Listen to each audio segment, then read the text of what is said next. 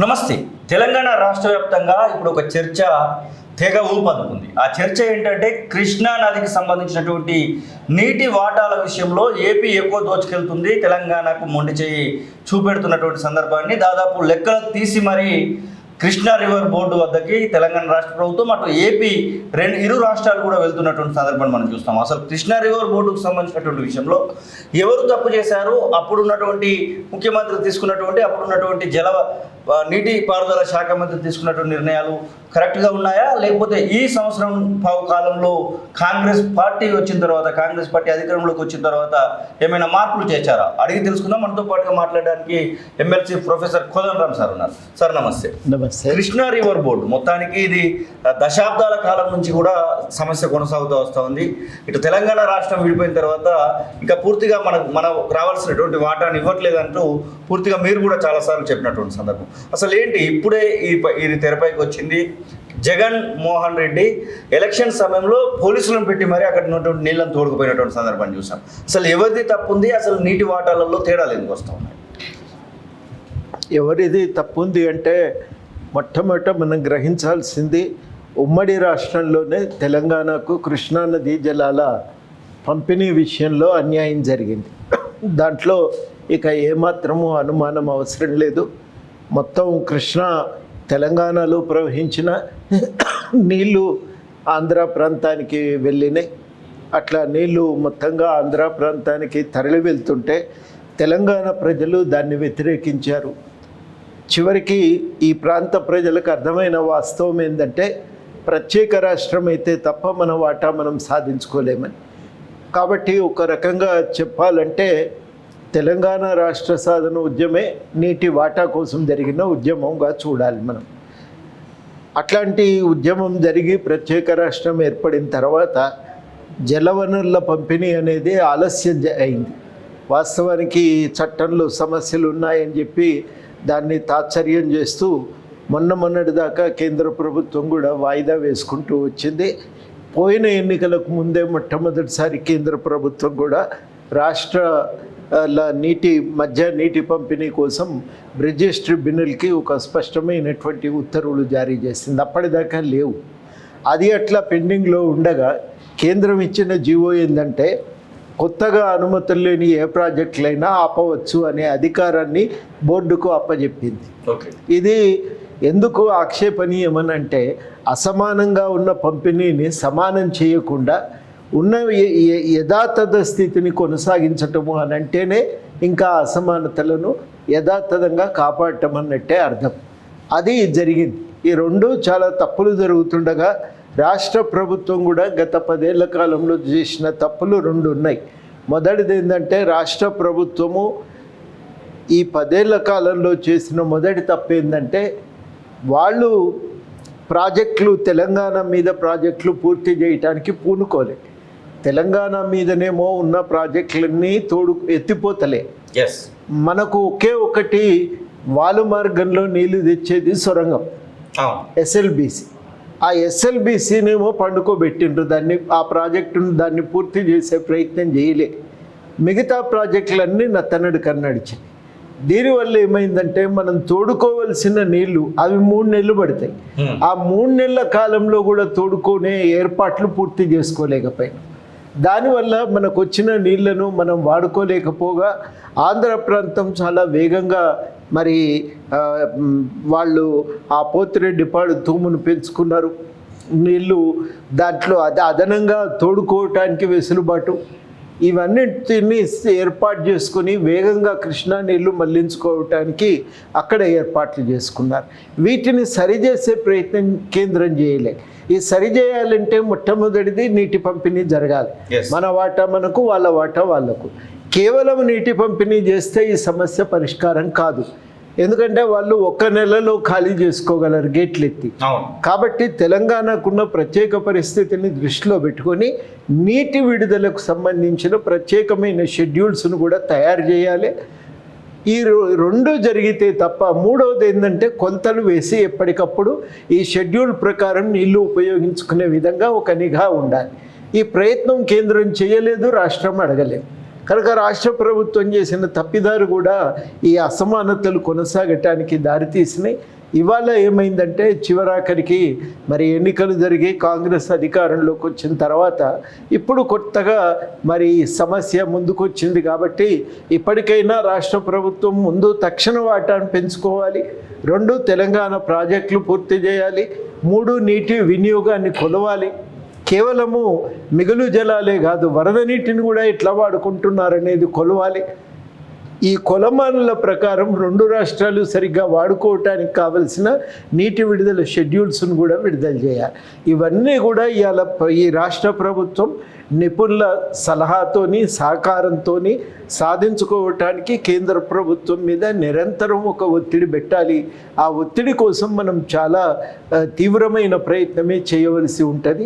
అది ఇవాళ రాష్ట్ర ప్రభుత్వం మీద ఉన్న ప్రధానమైన బాధ్యత. 299 టీఎంసీలు తెలంగాణకు, 513 టీఎంసీలు ఏపీకి అంటూ ఒక నివేదిక మాత్రమే ఇవ్వడం జరిగింది. దానిపైన 2 రాష్ట్రాలు కూడా సిగ్నేచర్ కూడా చేసినటువంటి సో 299 అనేది తెలంగాణకు వచ్చేటువంటి వాటానైనా లేకపోతే అప్పుడు ప్రభుత్వం ఏదో సిగ్నేచర్ చేసి వచ్చింది అనుకోవచ్చు. తాత్కాలికమైన ఒప్పందమే. ఆ తాత్కాలికమైన ఒప్పందం కూడా 1 సంవత్సరానికే అన్నారు, కానీ ఆ 1 సంవత్సరంది పోయి దాదాపు 10 ఏళ్ళు అదే నడిచింది.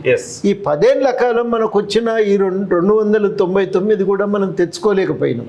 వాళ్ళకి ఇచ్చిన 512 కంటే వాళ్ళు ఎక్కువ నీళ్ళు తీసుకొని పోయినారు. ఇది జరిగిన వాస్తవం. 600 పైబడే వాళ్ళు తీసుకొని పోయినారు. వరద నీళ్ళు ఇంకా వాళ్ళ వైపే మళ్ళించుకున్నారు. ఎన్ని రకాలుగా కూడా వాళ్ళకు చాలా లాభం జరిగింది. ఇప్పటికైనా మనం ఈ అన్యాయాన్ని సరిచేయవలసిన అవసరం ఉంది. ఈ అన్యాయాన్ని సరిచేయటంలో కేంద్రం తాత్పర్యం ఒక పూర్తి ప్రేక్షక పాత్ర మాత్రమే వహించి ఏదో ఒక రకంగా ఆంధ్ర ప్రాంతానికి మేలు చేసే విధంగా వ్యవహరించింది తప్ప తెలంగాణకు న్యాయం చేకూర్చే ప్రయత్నం అయితే చేయలేదు. ఇందులో రాష్ట్ర ప్రభుత్వ ఉదాసీన వైఖరి కూడా, గతంలో ఉన్న అధికారంలో ఉన్న బీఆర్ఎస్ ప్రభుత్వ ఉదాసీన వైఖరి కూడా దానికి దోహదపడింది. సార్ అప్పుడున్నటువంటి ముఖ్యమంత్రి కేసీఆర్ స్వయంగా జగన్మోహన్ రెడ్డిని కలవడానికి వెళ్ళి అటు ఎవరైతే అప్పుడు ఉన్నటువంటి మంత్రి రోజా ఇంటికి వెళ్తూ కొన్ని కామెంట్ చేస్తారు, రాయలసీమ కోసం అవసరమైతే తెలంగాణ నీళ్ళను కూడా ఇస్తామంటూ. ఆ యొక్క ప్రకటనల కారణమే ఇప్పుడు కృష్ణా జిల్లాల మళ్లింపు అనుకోవచ్చు అంటారా? అసలు పూర్తిగా తెలంగాణకు జరిగిన అన్యాయానికి వ్యతిరేకంగా ప్రజలు చేసిన పోరాటాలను మర్చిపోయి, తెలంగాణ ప్రాంత అవసరాలను మర్చిపోయి, ఇక్కడి ప్రాంత ప్రజలకు ప్రాతినిధ్యం వహించవలసిన వ్యక్తే చాలా అన్యాయంగా మాట్లాడిండు. బేసిన్లు లేవు, భేషజాలు లేవు అన్నాడు. ఇక ఇవన్నీ అన్నాక ఇంకా తెలంగాణకు న్యాయం ఎట్లా జరుగుతుంది? న్యాయం తేవలసిన బాధ్యత కలిగిన వ్యక్తే ఆ న్యాయం కోసం కొట్లాడాలి. కొట్లాడకపోవటమే తెలంగాణకు జరిగిన అన్యాయానికి అది ప్రధానమైన కారణమైంది. ఇప్పటికైనా మనం న్యాయాన్ని సాధించుకోవటానికి సీరియస్గా ప్రయత్నం చేయవలసే ఉన్నది. కృష్ణా రివర్ పైన ఉన్నటువంటి వాటిలలో ప్రధానంగా తెలంగాణలో ఇప్పుడు నల్గొండ కానివ్వండి, ఉమ్మడి మహబూబ్ నగర్ కానివ్వండి, ఈ యొక్క జిల్లాలకు సంబంధించినటువంటి విషయాలలో ఏ ప్రాజెక్టులు ఇప్పటికిప్పుడు పూర్తి చేయాల్సినటువంటి అవసరం ఉందంటారు? తెలంగాణలో ఇప్పుడు నెట్టెంపాడు కానీ, భీమా కానీ, లేకపోతే మనకు డిండి కానీ, అదేవిధంగా ఈ సొరంగ మార్గం ఎస్ఎల్బిసి కానీ, ఇవన్నీ కూడా మనకు పెండింగ్లో ఉన్నాయి. వీటితో పాటు వీళ్ళు కట్టిన పాలమూరు రంగారెడ్డి రీడిజైనే తప్పు. జూరాల నుంచి తెచ్చుకోవలసిన నీళ్లను మనం శ్రీశైలం నుంచి తెచ్చుకుందామని నిర్ణయించుకోవటమే పెద్ద తప్పిదమది. దానివల్ల ఉన్న ఆయకట్టు దెబ్బతిన్నది. ఆ ఆయకట్టును స్థిరీకరించవలసింది పోయి ఆయకట్టు దెబ్బతిన్నది. మనం ఏ ప్రాంతానికి నీటి అవసరం ఉందో ఆ ప్రాంతానికి తగినన్ని నీళ్ళు ఇవ్వటం కూడా మనకి ఇలా అవకాశం లేకుండా పోయింది. కాబట్టి అన్ని విధాలుగా కూడా తప్పుడు డిజైను, ఆ తప్పుడు డిజైన్తో కట్టిన ప్రాజెక్టు కూడా ఇంకా ఇప్పటికీ పూర్తి కాలేదు. అది కూడా మహబూబ్ నగర్ అవసరాలు తీర్చలేదు. కాబట్టి మళ్ళీ జూరాల నుంచి మళ్ళీ ఒక పాలమూరు ఎత్తూరు ఒరిజినల్గా మనం ఏదైతే పాలమూరు నీళ్ళు తోడాలనుకున్నామో జూరాల నుంచి, అక్కడి నుంచి మళ్ళీ కూడా ఒక ఎత్తిపోతలను ప్రారంభించి పడమటి మహబూబ్ నగర్ జిల్లాకు నీళ్ళు ఇచ్చే ప్రయత్నం చేయాలి. ఈ ప్రయత్నం కూడా ఇవాళ అవసరం ఉంది. దానికోసం కొత్తగా ప్రణాళికలు తయారు చేసుకోవాల్సిన అవసరం ఉంది. అది నారాయణపేట కానీ, లేకపోతే కొడంగల్ కానీ, వికారాబాదు, తాండూరు ప్రాంతాలకు నీళ్ళు ఇవ్వటానికి ప్రత్యేకంగా ప్రయత్నం కూడా చేయాలి. రంగారెడ్డి జిల్లాలో కూడా మనం ఇబ్రాహీంపట్నం చెరువు నింపటానికి కానీ ఒక ప్రయత్నం చేయవలసి ఉంటుంది ఆ నీళ్లతో. కాబట్టి ఈ ప్రయత్నాలన్నీ కూడా సీరియస్గా తీసుకొని యుద్ధ ప్రాతిపదికన పూర్తి చేస్తే తప్ప మన నీళ్లు మనం సద్వినియోగం చేసుకునే అవకాశం కూడా ఉండదు. ఇంకా గోదావరికి సంబంధించినటువంటి విషయంలో కూడా గతంలో ఉన్నటువంటి కాళేశ్వరం డిజైన్ మారుస్తాము ఖచ్చితంగా అనేటువంటి మాటను ఇప్పుడున్నటువంటి ముఖ్యమంత్రి అప్పుడు పిసిసి అధ్యక్షుడు ఉన్నప్పుడు చేసినటువంటి వ్యాఖ్యలను కూడా చూసాం. ఆ యొక్క మార్పులు ఏమైనా ఈ ప్రభుత్వం చేయాలని మీరు భావిస్తూ ఉన్నారు? ఖచ్చితంగా అది ఇప్పుడున్న ప్రాజెక్టు అన్ని విధాలుగా కూడా కాళేశ్వరం ప్రాజెక్ట్ అనేది ఫెయిల్ అయింది. ఓకే, ఆడ నీళ్లు తోడుకోవటానికి కూడా ఇవాళ అక్కడ ఉన్న డ్యాము మనకు ఉపయోగకరంగా లేదు. ఆ డ్యామ్ అంతా కూడా అది కుంగిపోతున్నది, దసికిపోతున్నది. దాని నుంచి నీళ్లు తోడుకోవటం, నీళ్లు నిలపటానికి వీలు లేదు. అక్కడ పంపులు కూడా తక్కువ ఎత్తులో కట్టిండ్రు. అది ఎప్పుడు వరద వచ్చినా మునిగిపోయే ప్రమాదమే ఉంది. అందుకని ఎట్ట జరిగైనా కానీ తుమ్మిడిహెట్టి నుంచి మనం నీళ్ళు తెచ్చుకోవటమే ఇవాళ మనకు అవసరం, శ్రేయస్కరం. ఆదిలాబాద్ అవసరాలను కూడా క్రమంలో తీర్చడానికి వీలవుతుంది. అంటే రీఇంజనీరింగ్ పేరుతో కేసీఆర్ చేసింది ఏంటంటే కాంట్రాక్టర్లకు మేలు చేసిండు, కానీ తెలంగాణ ప్రజల అవసరాలను తీర్చే ప్రయత్నం చేయలే. ఆదిలాబాద్కు, వరంగల్కు, మహబూబ్ నగర్కు, ఈ అనేక జిల్లాలకు, కరీంనగర్ ఆ మాటకు వస్తే వాళ్ళ అవసరాలను పరిపూర్తి చేయటానికి, మెదక్ అవసరాలను పరిపూర్తి చేయటానికి ఒక సమగ్రమైన ప్రయత్నం ఏది కూడా జరగలేదు. కొంత సిద్దిపేట అవసరాలు తీర్చే ప్రయత్నం జరిగిందని చాలామంది అనుకుంటారు, కానీ అది కూడా జరగలే. కేసీఆర్ ఫామ్ హౌస్ అవసరాలు తీర్చే ప్రయత్నమే జరిగింది తప్ప ప్రజల అవసరాలు ఎక్కడ కూడా సంపూర్తిగా నెరవేరలేదు. కాబట్టి ఇవన్నింటినీ మనం పరిపూర్తి చేసుకోవటానికి మొత్తంగానే మళ్ళీ ఆలోచన చేయవలసిన అవసరం ఉంది. చాలా జాగ్రత్తగా ప్రతి ప్రాజెక్టు గురించి చర్చ చేసి మళ్ళీ ప్లాన్ చేసుకోవాలి. అందుకనే నేను అనుకునేది ఒరిజినల్గా మనం అనుకున్నటువంటి ప్రాణహిత ఎల్లంపల్లి లింక్నే మళ్ళీ పునరుద్ధరించుకోవటం ఇవాళటి అవసరం.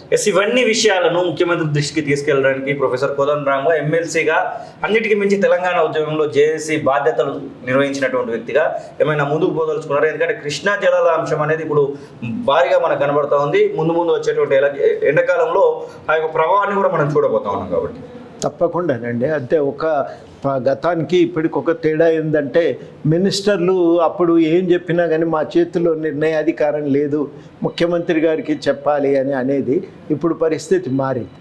ఇప్పుడు ఒక లాభం ఏంటంటే ముఖ్యమంత్రి గారికి మినిస్టర్లు కూడా సమర్థవంతంగా అధికారాలు నిర్వహిస్తున్నారు.